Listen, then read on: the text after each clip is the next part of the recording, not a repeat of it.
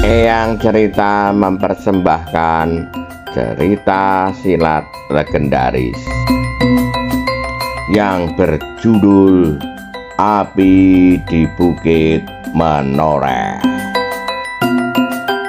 Cerita fiksi ini berlatar belakang berdirinya Kerajaan Mataram.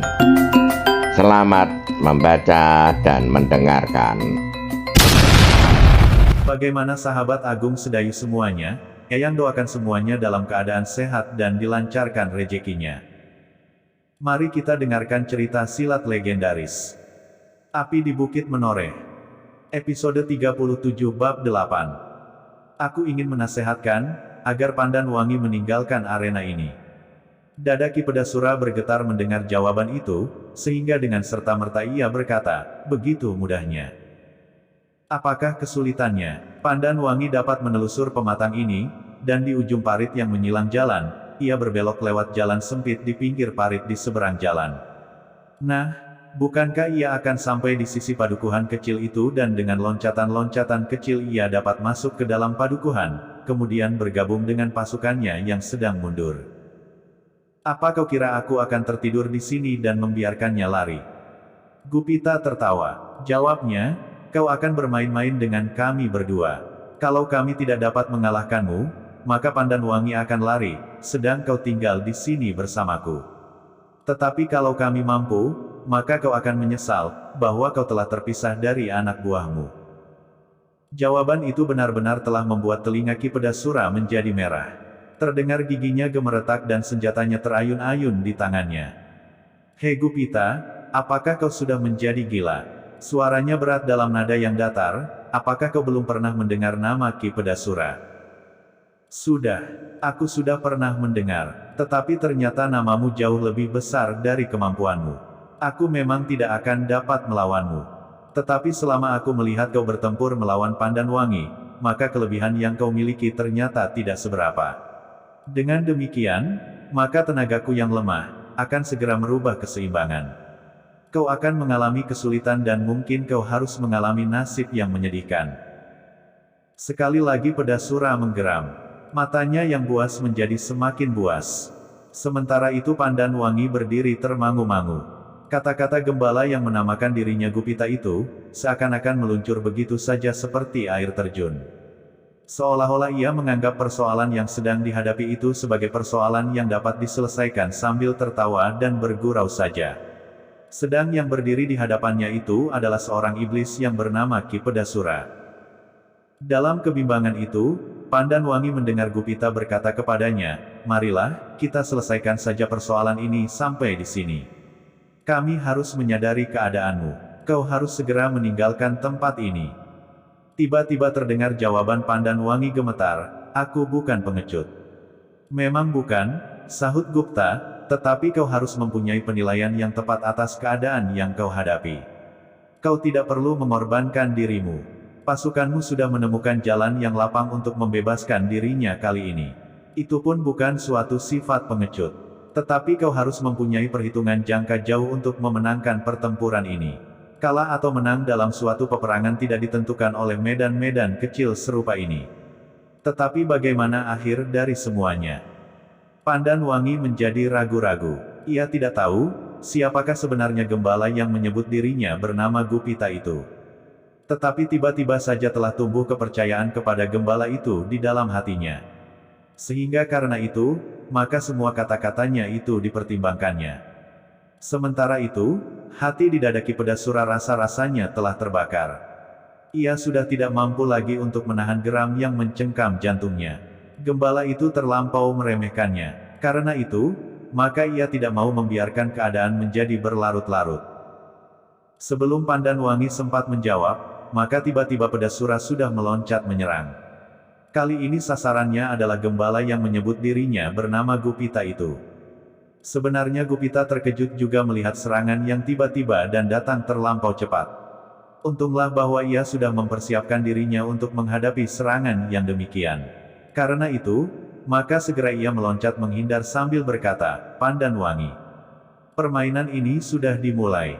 Cepat, hindarkan dirimu sebelum orang-orang yang liar dan buas itu datang, setelah mereka berhasil mendesak pasukanmu. Kau harus tetap selamat. Kau tahu, bahaya yang paling parah dapat kau alami apabila kau tertangkap. Dada Pandan Wangi menjadi berdebar-debar. Di tangannya masih tergenggam sepasang senjatanya. Dengan penuh kebimbangan, ia melihat pertempuran yang segera terjadi antara Ki Pedasura melawan Gupita. Tiba-tiba tanpa sesadarnya, Pandan Wangi bertanya, apakah kau tidak bersenjata? Marilah, pakailah satu pedangku. Terima kasih, sahut Gupita, aku sudah membawa senjata. Aku baru saja menyimpan kambing-kambingku di kandang. Cambukku masih aku bawa sampai saat ini. Kalau perlu aku dapat mempergunakannya untuk melawan senjata Ki Pedasura yang mengerikan ini. Telinga Pedasura serasa terbakar mendengar jawaban Gupita itu. Anak itu benar-benar menghinanya, sehingga dengan demikian, maka serangannya menjadi semakin garang. Namun Gupita memang mengharap Ki Pedasura menjadi marah kepadanya. Dengan demikian, maka perhatiannya terhadap Pandan Wangi akan berkurang. Kecuali itu, kalau ia berhasil membakar hatinya, maka Ki Pedasura akan dikuasai oleh kemarahannya, sehingga akalnya menjadi tersaput oleh perasaannya. Dengan demikian ia mengharap, bahwa di dalam olah senjata pun Pedasura akan menjadi terlampau terburu oleh nafsunya. Tetapi ternyata Pedasura tidak berbuat demikian. Meskipun ia dibakar oleh kemarahan yang hampir tidak tertahankan, namun ia tidak mau kehilangan akal. Ia masih tetap dalam keadaannya. Senjatanya masih tetap berbahaya, menyambar-nyambar seperti sepasang burung elang di udara. Pergilah, desis Gupita, cepat. Sebentar lagi pasukan Sidanti juga akan datang. Tetapi Pandan Wangi masih berdiri di tempatnya. Ia tidak sampai hati untuk meninggalkan Gupita bertempur seorang diri. Apalagi gembala itu masih belum mempergunakan senjata apapun. Ia masih saja berloncat-loncatan menghindari serangan Pedasura yang semakin lama menjadi semakin dahsyat. Akhirnya Gupita pun harus mengakui, bahwa Ki Pedasura adalah salah seorang yang tidak dapat diremehkan. Ilmunya cukup tinggi, ditambah dengan pengalamannya yang cukup tersimpan di perbendaharaan hatinya. Dengan tajamnya ia mengamati kelemahan-kelemahan Gupita yang masih saja mencoba menghindari serangan-serangan yang semakin lama menjadi sedahsyat badai mangsa kesanga. Namun tiba-tiba Gupita mengambil sesuatu dari bawah bajunya. Seolah-olah ia sedang mengurai ikat pinggangnya. Tetapi kemudian ternyata bahwa ia sedang mengurai senjatanya. Sebuah cambuk yang berjuntai panjang dan bertangkai pendek. Pedasura menggeram, itukah senjatamu? Ya, sudah aku katakan. Aku baru saja menggembalakan kambingku. Serangan Pedasura semakin lama menjadi semakin dahsyat, namun kini di antara suara teriakannya yang melengking-lengking, terdengar ledakan cambuk Gupita. Ternyata bahwa cambuk itu mampu melawannya dengan dahsyatnya pula, sedahsyat senjatanya yang mengerikan. Setan, Pedasura mengumpat. Ia sama sekali tidak menyangka, bahwa di medan pertempuran ini akan muncul seorang gembala yang memiliki kemampuan sedemikian tingginya. Meskipun Pedasura masih mempercayai dirinya sendiri, bahwa Gupita tidak akan dapat mengalahkannya, namun untuk memenangkannya pun bukan suatu pekerjaan yang dapat segera diselesaikan. Bahkan dengan ragu-ragu ia bertanya kepada diri sendiri, setan manakah yang dengan tiba-tiba saja mengganggu rencanaku ini? Dan apakah aku akan dapat menguasainya dalam waktu yang singkat? Yang terjadi kemudian memang membuat Ki Pedasura semakin cemas. Ternyata bahwa gembala itu semakin lama menjadi semakin tangkas. Cambuknya meledak-ledak memekakkan telinga, dan bahkan ujungnya sekali-sekali telah menyentuh pakaiannya. Tanpa disengaja, Pedasura mencoba memandangi orang-orang yang sedang bertempur di kejauhan. Semakin lama semakin kabur, bahkan sebagian dari mereka telah menghilang masuk ke dalam padukuhan kecil yang kehitam-hitaman.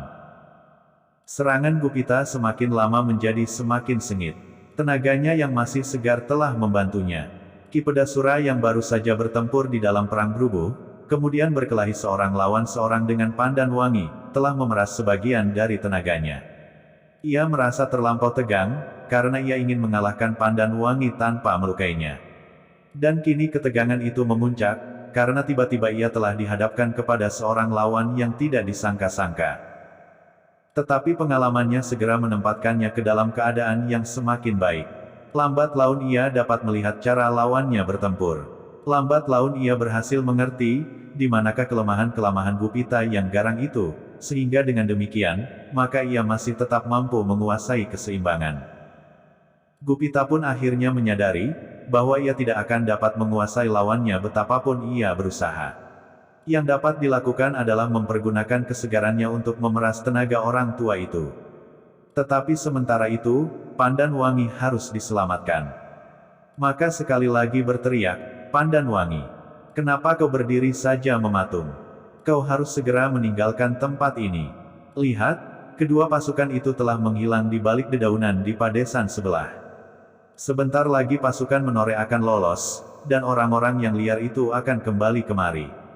Kau akan kehilangan kesempatan lagi untuk kedua kalinya." Pandan Wangi seolah-olah tersadar dari sebuah mimpi yang buruk. Tanpa sengaja ia berpaling memandang ke arah pasukan Menore yang menyelinap ke dalam padesan. Dan sebenarnya lah, bahwa mereka sudah tidak tampak lagi.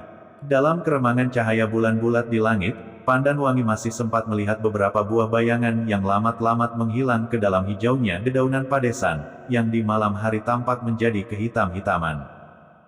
"Nah, cepat, lakukanlah," teriak Gupita. Pandan Wangi masih tetap ragu-ragu. Tetapi ia menyadari kini, betapa bahaya akan mengancamnya lagi, apabila orang-orang itu nanti kembali. Namun apakah ia akan meninggalkan Gupita itu bertempur seorang diri? Padahal Pandan Wangi yang sudah memiliki ketajaman penglihatan untuk menilai perkelahian itu, menganggap bahwa Gupita tidak berada di atas kemampuan Ki Pedasura. Dengan demikian Pandan Wangi masih juga ragu-ragu. Dan ia mendengar suara Gupita, "Cepat Pandan Wangi. Cepatlah sedikit." Yang terdengar adalah geram dan gemeretak gigi Pedasura. Ia tidak dapat menganggap lawannya kali ini sebagai kawan berkejar-kejaran. Serangan cambuk Gupita ternyata terlampau berbahaya, meskipun tidak berhasil menguasainya. Pandan Wangi masih juga ragu-ragu. Ia sadar, bahwa ia harus pergi. Tetapi ia mengetahui, bahwa Gupita tidak akan dapat memenangkan perkelahian itu. Karena itu, maka ia tidak segera dapat mengambil keputusan. Dalam pada itu Ki Pedasura yang sedang dibakar oleh kemarahan yang semakin memuncak, segera mengerahkan segenap kemampuan yang ada padanya. Ia tidak ragu-ragu seperti pada saat ia bertempur melawan Pandan Wangi. Kali ini ia tidak sayang sama sekali, apabila kulit Gupita tersentuh senjata dan tulang-tulangnya dipecahkannya.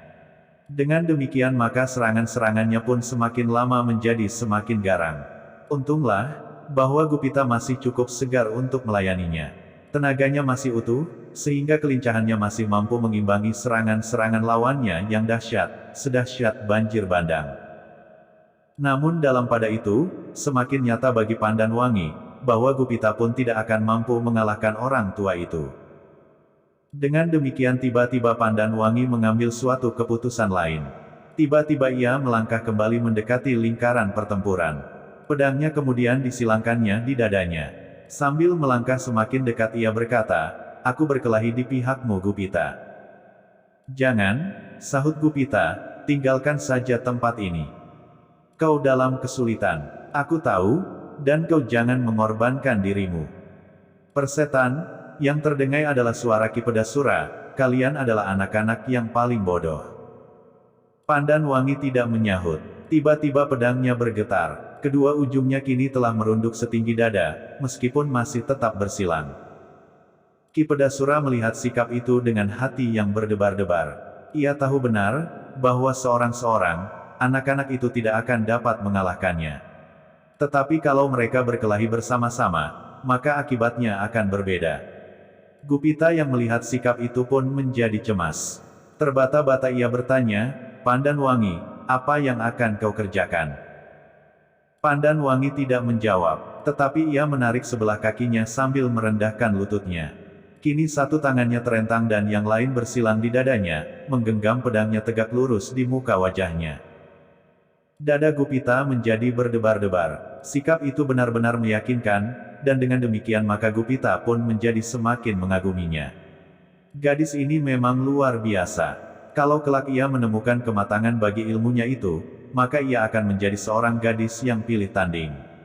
Seorang gadis yang tidak memerlukannya lagi untuk membantu melawan Ki Pedasura. Pedasura yang melihat sikap itu pun menjadi semakin berdebar-debar. Namun dengan demikian, kemarahannya menjadi semakin mencengkam kepalanya. Serangan-serangannya menjadi semakin dahsyat dan buas. Sebuah harimau kelaparan melihat mangsanya. Sejenak kemudian terdengar desis tajam. Bersamaan dengan itu, pedang Pandan Wangi pun bergetar. Dengan lincahnya ia meloncat semakin dekat, dan langsung menyerang Ki Pedasura dengan sepasang pedangnya.